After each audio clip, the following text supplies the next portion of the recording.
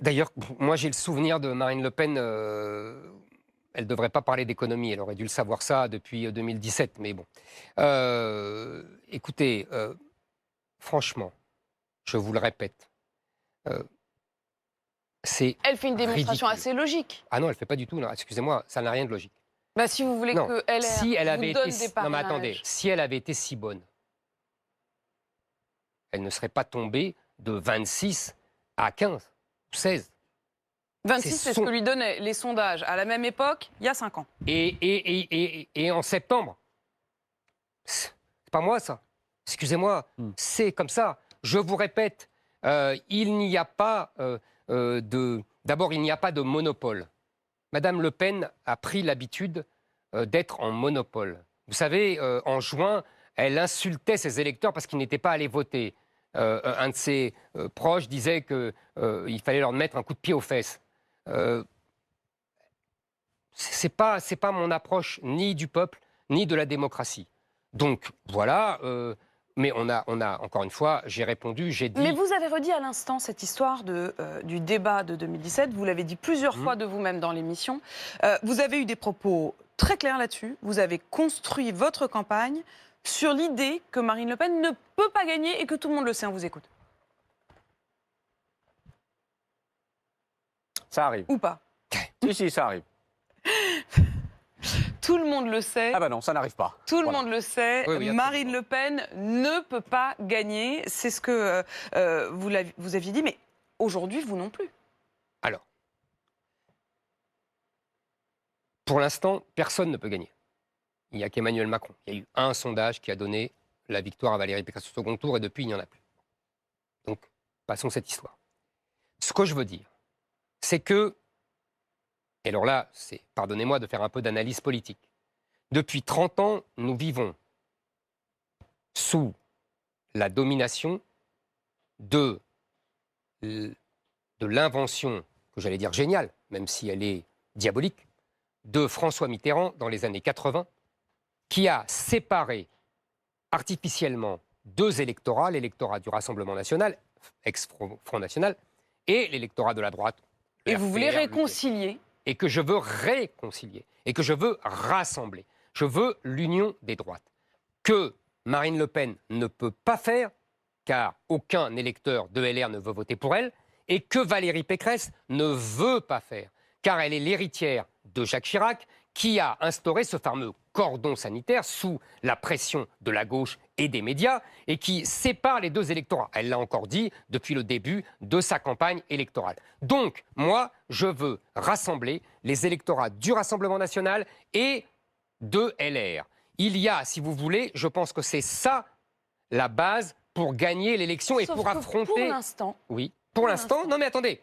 Mais vous savez, ça se fait petit à petit. Non, Ça mais se j'imagine construit. C'est pas facile d'aller, c'est pas facile d'aller contre les habitudes de plusieurs décennies. Et ce n'est pas facile pour quelqu'un qui ne vient pas du sérail politique de faire comprendre aux gens que c'est lui qui va faire exploser la malédiction et qui va leur permettre de gagner, qui va permettre enfin aux électeurs et aux cadres du Rassemblement national de sortir de cet enfermement dans lequel on les tient depuis des décennies. J'ai coutume de dire que je vais rendre le droit de vote aux électeurs du Rassemblement national. Et deuxièmement, je vais rendre à LR la droite. Vous voyez, parce que aujourd'hui, et avec Valérie Pécresse, ça sera la même chose. Qu'est-ce qui se passe? La droite est obligée de demander l'aide du centre, puisqu'elle ne veut pas du Rassemblement national, et donc elle se soumet au centre. Et donc le résultat, parce que vous ne m'avez pas interrogé là-dessus, mais c'est très important, le résultat pour Madame Pécresse, c'est qu'elle est condamnée, en plus ça l'arrange, à être le double d'Emmanuel Macron. Valérie Pécresse ferait, si elle gagnait, la même politique qu'Emmanuel Macron, qu'elle soit à l'Élysée ou qu'elle soit à Matignon. Valérie Pécresse est le double d'Emmanuel Macron. C'est simple, elle a voté Emmanuel Macron en 2017. Comment voulez-vous imaginer? Elle votera Emmanuel Macron en 2022. si elle n'est pas au second tour. Et si vous voulez, Pardon, de toute façon, même si elle est élue, elle fera la même politique qu'Emmanuel Macron. On fait de la tambouille là, mais d'abord, Ah, c'est sur pas de la cette tambouille, question, c'est important. vous le dites, non, c'est très important, et d'ailleurs sinon je ne vous poserai pas ces questions-là, j'assume parfaitement, mais vous venez d'évoquer la question du deuxième tour. Vous dites elle votera de toute façon. Absolument. Je vous pose la D'ailleurs, elle ne question. répond pas à cette question. Eh bien, vous allez peut-être y répondre. Moi, je vais répondre comme elle. Je Alors. serai au second tour. Alors, ah bah voilà, donc en fait, vous lui reprochez de ne pas répondre. Je ne le reproche Mais pas. vous faites pareil. Moi, Oh. je connais sa réponse. Quand même, vous exagérez. Non, vous dites je à vous l'instant, assure, je oh, lui elle répond reproche pas à pas. cette question. Je lui reproche pas, Donc, Apolline de je vous Malherbe. la pose quand même, et si Je vous lui voulez, vous ne reproche répondrez pas, pas, mais je je lui veux vous la reproche poser. pas. Vous vous retrouvez avec un Mais deuxième je tour. serai au second tour, je ne vous répondrai pas. C'est pas le plus Emmanuel probable Macron, aujourd'hui. Valérie Pécresse. Et pourquoi c'est probable pour personne? Ah bah, Je vous ai donné les chiffres en janvier 2017. Oui. Marine Le Pen à 26. Mais moi, François je vous parle Fillon de à tous les 25. sondages aujourd'hui, quand on fait la moyenne. Je suis quatrième. C'est très C'est ça que vous voulez confortable. dire. C'est très confortable. Donc C'est vous, pas confortable. il y aurait Emmanuel Apolline de Macron, Malherbe. Valérie Pécresse, vous ne nous dites pas pour Non, qui vous Apolline de voterez. Malherbe. Moi, ce que je veux, c'est que les Français choisissent entre nous trois pour savoir qui est au second Alors, tour. Pourquoi Et donc, Pourquoi vous Pourquoi moi? D'abord, je vous l'ai dit, parce que moi, je propose l'union des droites. C'est une différence majeure avec les deux autres. Bon. Deuxièmement, parce que sur l'immigration, Madame Pécresse n'a pas du tout la même politique que moi. Je vous donne, vous savez, j'ai eu la curiosité, je vous invite à faire de même, mais vous avez dû le faire d'ailleurs, à lire le programme de Madame Pécresse. Et c'est très amusant parce que, vous savez, c'est comme dans les affiches des grands magasins. On vous met solde, baisse à 50%, en gras, en noir.